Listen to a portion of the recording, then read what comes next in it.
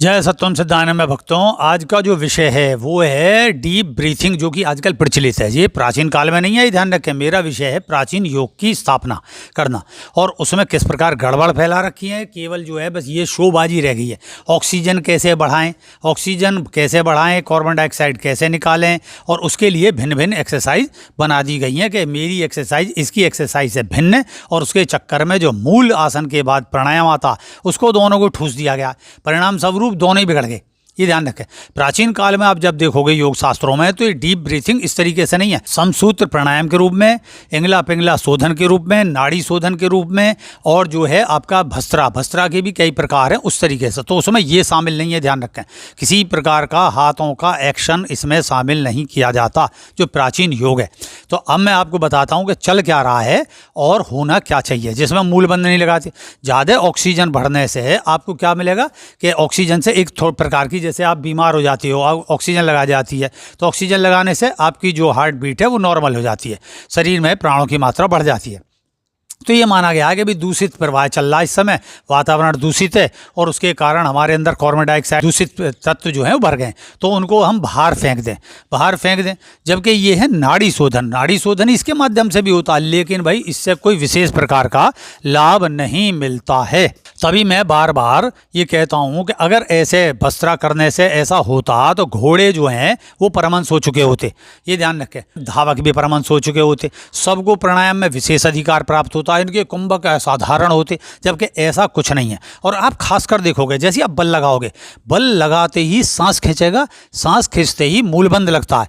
उड़ियान बंद और जालंधर बंद ये इतना विशेष उपयोगी नहीं बनते हैं इनमें, कुंभक में।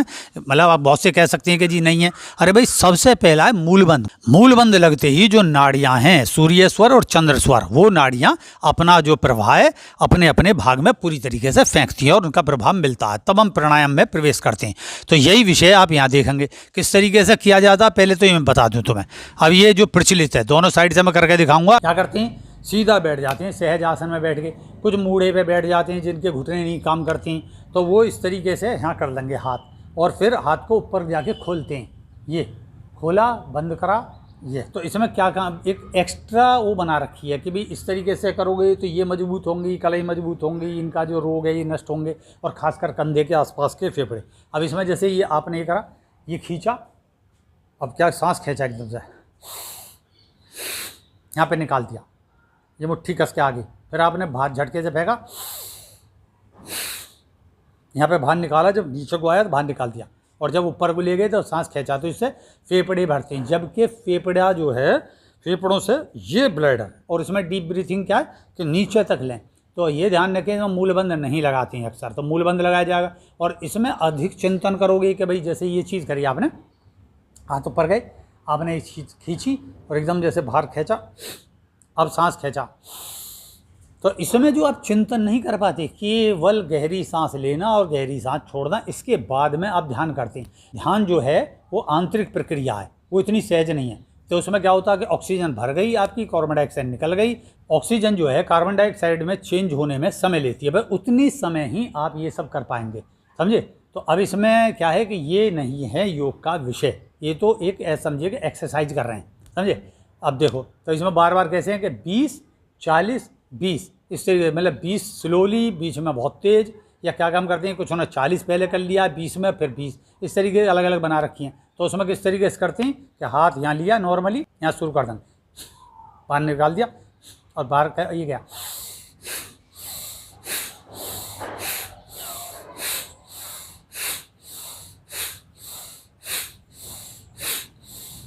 अब इसमें स्लोली कर लेते हैं बस से।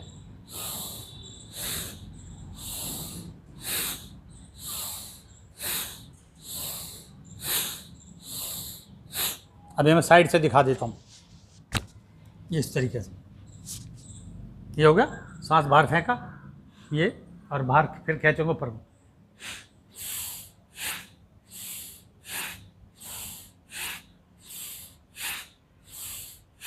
पीछे से भी दिखा देता हूँ मैं, लिया है, हाँ, सांस बाहर फेंका और आपने लिया,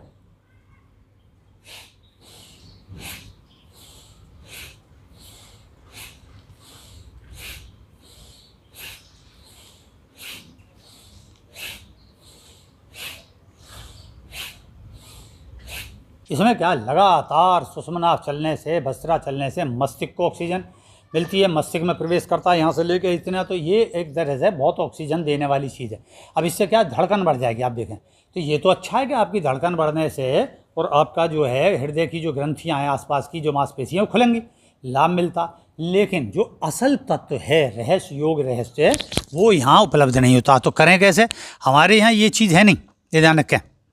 हमारे यहाँ सीधा सा है, सिद्धासन लगाएं, या अथवा जिस पे इतना नहीं लगाया जाता तो नॉर्मली इस तरीके का लगाएंगे। और जब तक ये एड़ी, ये ध्यान रखें, एड़ी आपकी पिरमे नाड़ी पर ना लगेगी, कोई लाभ नहीं मिलने का। कोई भी आसन कर लो तो सबसे पहले ये आप यहाँ लगाएंगे, ये ध्यान रखें, यहाँ लगा के और तभी से चढ़ाएंगे।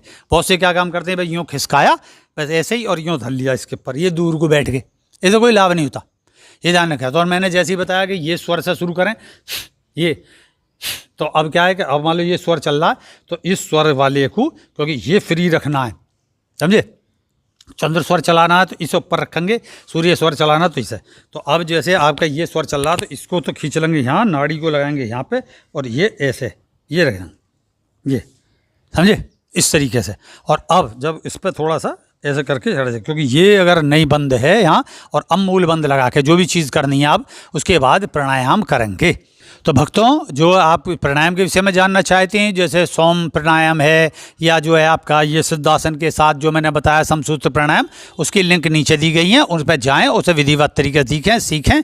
और जो कोई क्वेश्चन होगा उसका मैं फिर आंसर दूंगा। आशीर्वाद करता हूँ आपको चीज़ें समझ में आई होंगी, गलतियाँ समझ में आई होंगी। मूल बंद लगाए बगैर करना एक तरीके से कोई फ़ायदा नहीं है, प्राणायाम में प्रवेश करना है। नहीं तो जो है, मैंने अनेकों बार कहूँगा और कहता रहता हूँ मैं, नहीं तो घोड़े और धावक परमहंस बन चुके होते, ध्यान रखें। तो ये प्राणायाम का विषय बहुत ही गंभीर रहस्यवादी है, उसे सही से करोगे तो पाओगे। ठीक है, तो आशीर्वाद करता हूँ। जय सत्यम सिद्धाय नमः।